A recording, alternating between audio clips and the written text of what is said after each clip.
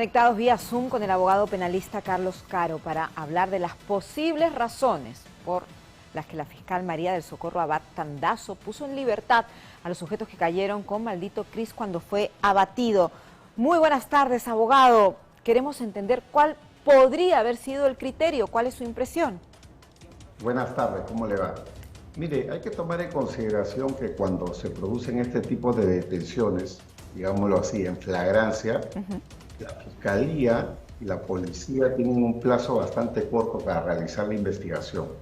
El plazo legal es de 48 horas según la Constitución. Entonces, en 48 horas, la Fiscalía tendría que preparar ya prácticamente el caso para poderlo pasar, digamos, el caso a una etapa que se llama investigación preparatoria y a renglón seguido pedir eventualmente una detención preventiva. Estamos hablando de personas de altísima peligrosidad y cuando la Fiscalía quiere, cuando la Fiscalía lo desea, en 48 horas prepara el caso, sobre todo porque estamos hablando de flagrancia. Correcto. Entonces, esto es algo que ha fallado acá. Alguna explicación tendría que dar la Fiscalía. Aparentemente la policía también está sorprendida porque ha emitido una comunicación diciendo de que ellos habían cumplido ya con todas las diligencias ordenadas por el Ministerio Público, pero en definitiva una liberación en estas condiciones es algo absolutamente inusual. E inexplicable. No lo entendemos aquí, por ejemplo, no lo entendemos porque, como dice usted, abogado, las pruebas están. Tenemos el registro de las cámaras de televisión de todos los canales que cubrieron aquel día, las armas de fuego que se vieron, se identificaron, estas pericias que determinaron que tenían pólvora en sus manos, estos dos sujetos que tenían un arma de fuego, que atacaron a policías. Uno de ellos actualmente se encuentra en silla de ruedas. Es por eso que no entendemos el concepto, pero sí tenemos información. Esto ocurrió viernes 16 de junio. El día 19 los dejan en libertad, lo que usted menciona de las 48 horas. Y según una fuente policial, lo que habría pasado es que Sucamec el día domingo no atiende, fin de semana no atiende, y la policía necesitaba entender el origen del arma de fuego que se les encontró en su poder a estos sujetos. Como no se tenía esa documentación, el plazo, las horas corrían y no lo pudieron presentar ante la Fiscalía, estas pruebas la Policía Nacional. Y podemos inferir que ha sido el criterio que esta fiscal, la señora María del Socorro Abad Tandazo, tuvo para dejarlos en libertad, es decir, garantista, seguir la ley al más mínimo milímetro, sin entender el contexto y la importancia de este caso. ¿Usted interpreta lo mismo? Mire, si ese fuera el argumento, es un argumento bastante pobre e irrisorio por lo siguiente. Hay muchísimos casos donde se producen crímenes los fines de semana y Sucamec sí trabaja, Sucamec sí atiende. Recordemos el caso de una persona que hizo disparos acá en San Isidro hace algunas semanas atrás. Sí. Y de inmediato, en el mismo día, Sucamec sacó un comunicado público diciendo estábamos cancelando la licencia, mandó la información que tenía que enviar. Y estamos hablando de un caso que era bastante doméstico. Este es un caso gravísimo, crimen organizado, verdaderos sicarios, donde han habido muertes de personas. Entonces, no entendemos cómo ese argumento podría aceptar. Es una de las informaciones que se están manejando, abogado, pero también quiero entender ¿cómo ocurre todo? Es decir, hay un plazo de 48 horas. Aquí tenemos el informe que entregó la Policía Nacional a esta Fiscalía de Lima Norte. 70 páginas, están en los elementos del peritaje balístico, la pólvora en las manos, los antecedentes de estos dos sujetos de nacionalidad venezolana que ya habían sido intervenidos con arma de fuego en otros delitos, en otras investigaciones, es decir, había antecedentes. Y para finalizar, ni siquiera están de manera legal en el país. Entonces, los intervienen, está el registro, está el informe de la Policía Nacional.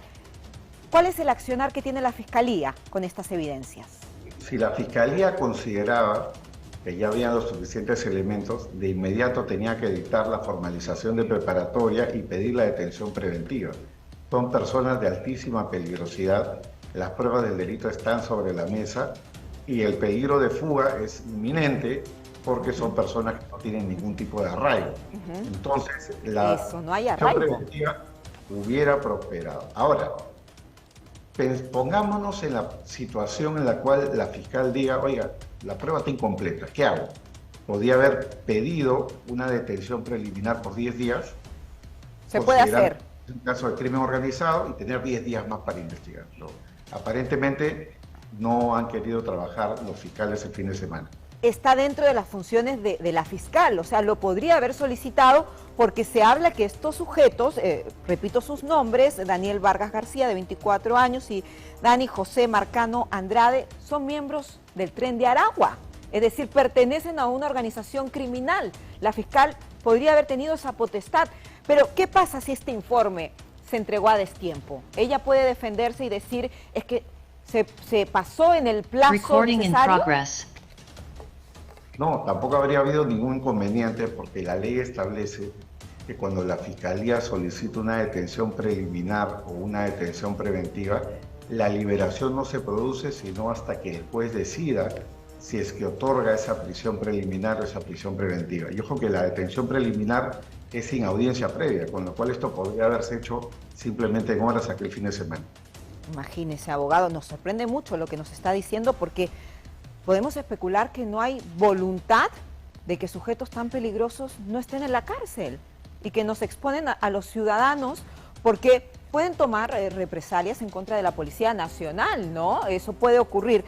Ahora, hay una carta, un oficio que el coronel de la División de Investigación de Homicidios que lideró este operativo el pasado 16 de junio, el señor Víctor Reboredo Farfán, envió a la fiscal de la Nación, a la señora Patricia Benavides. Aquí lo tenemos. Y voy a citar una parte para que usted también tenga el contexto.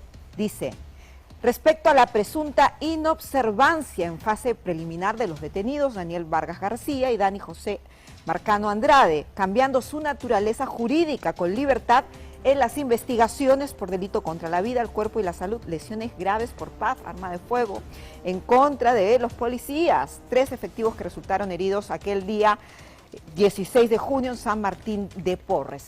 Que un alto cargo de la Policía Nacional envíe un oficio de estas características a la fiscal de la Nación, ¿qué significa? ¿Qué acciones se deberían tomar ya? A ver, el Ministerio Público debería de haber hecho su trabajo, que era pedir una detención preliminar o una detención preventiva como se ha señalado. Si es que la Fiscalía no ha cumplido con su deber, lo que podría hacer el Ministerio Público es abrir una investigación disciplinaria para averiguar y ver cuáles son las razones de fondo por las cuales se ha producido esta liberación. Ojo, quiero mencionar algo que puede haber sucedido, no digo que haya pasado, pero hay veces estas organizaciones criminales amenazan a los funcionarios públicos. No sería la primera que amenazan a un fiscal, a la policía o al propio juez que está a cargo de la investigación. Ok, pero es decir, por miedo puede pasar que muchos fiscales no quieran realizar las labores correspondientes ante un caso tan emblemático que ha generado la muerte de un policía, la muerte de un sereno, maldito Cris, sabemos el perfil delictivo que tenía. ¿Por miedo? Es decir, ¿se debería volver a los fiscales sin rostro? Si estamos hablando de un caso de amenaza, por ejemplo, la Fiscalía tiene los mecanismos también para protegerse, entre ellos protección policial para la fiscal, o por último, que el caso pase a una Fiscalía supraprovincial de crimen organizado que tiene más recursos, más aparatos, más protección policial. Es decir, habían alternativas que se podían barajar. Aquí también quiero citar parte de este informe de la Policía Nacional que dice: el revólver que le encontraron a estos sujetos con serie erradicada hallado al interior de un vehículo dio positivo para el número de serie, la misma que presenta características de haber sido empleada para efectuar disparos conforme al informe pericial balístico forense, es decir, habían pruebas, eso estaba certificado, hay peritos de criminalística que realizan estas labores. También en otro inciso dice: hemos realizado los exámenes parciales correspondientes para la absorción atómica a los detenidos Daniel Vargas García, Dani José, con positivo para plomo, antimonio, compatibles para disparo de arma de fuego, quedando acreditado que dichos sujetos habrían hecho disparos con arma de fuego conforme a lo que acredita el informe pericial de residuos de disparo de arma de fuego. A ver, con este antecedente, esta prueba, porque esto no es una impresión, hay pruebas. Hay 3 efectivos de la Policía Nacional baleados, uno de ellos en silla de ruedas. ¿Qué pasa? ¿Esto no es un elemento de convicción? sin duda que sí, ¿no? Desde mi punto de vista, la acreditación de los cargos, de la imputación penal, los graves y fundados elementos de convicción estaban en el expediente, ¿no? Y lo único que podía tal vez ponerse en duda era el tema relativo al peligro procesal, peligro de fuga o de entorpecimiento de la acción de la justicia, pero ahí la acreditación es de parte del imputado. Tendrían ellos que haber probado que tenían arraigo, tenían trabajo, que no lo tienen, ¿no? Son personas que están dedicadas, digamos, a la comisión de hechos delictivos. Y no tienen documentación en el país, son ilegales. Exactamente, ¿no? Entonces con lo cual las posibilidades de lograr una prisión preventiva eran bastante altas y es un tema, digamos, que para mí, por lo menos a primera vista, me resulta inexplicable. Los fiscales piden prisión preventiva por muchísimo menos que esto de acá. Lo sabemos y lo hemos reportado. Ahora, en su impresión y en su experiencia, ¿el sistema judicial es demasiado garantista aquí en el Perú? A ver, la pregunta es una pregunta bastante genérica. Yo diría más bien de que, digamos, la ley, la Constitución prevé muchísimas garantías, pero ¿cuál es el tema, no? La aplicación de una garantía a un caso concreto depende del funcionario público que firme, el fiscal o el juez. Siempre un juez y un fiscal se pueden, digamos, escudar en el garantismo para no hacer su trabajo, y lo contrario, también hemos visto fiscales y jueces activistas donde el garantismo está del lado y lo que les importa más es proteger a la sociedad. Entonces, ahí hay una ponderación que hacer y este era un caso clarísimo donde la ponderación era a favor de la sociedad y debía haberse pedido una prisión preventiva. Ese criterio que esperábamos por parte de esta fiscal y ojo que no es la única, porque cuando detienen a Maldito Cris en el año 2020 con 16 celulares y un arma de fuego, también lo dejaron en libertad, pese a las evidencias. Y luego ya sabemos qué ocurrió con él. El caso de un cambista al que le robaron 800.000 soles, lo citaron a un departamento, prácticamente lo secuestraron y a estos sujetos también los dejaron en libertad. Y no nos explicamos cuáles pueden ser los criterios. Hay un problema de hacinamientos en las cárceles, tienen miedo, hay un vacío legal. ¿Qué puede estar pasando? Porque no es el único caso. Sí, mire, vacío legal no existe, falta de jurisprudencia no existe, lo que hay es decisión, determinación, ¿no? El fiscal, el juez del caso, si le hubieran puesto, claro, el caso a consideración, tendrían que haber tomado una decisión que para mí es clara, que tendría que haber sido una prisión preventiva, ¿no? Entonces, no es un problema de legalidad, no es un problema del Estado de Derecho, las herramientas están, pero hay que usarlas.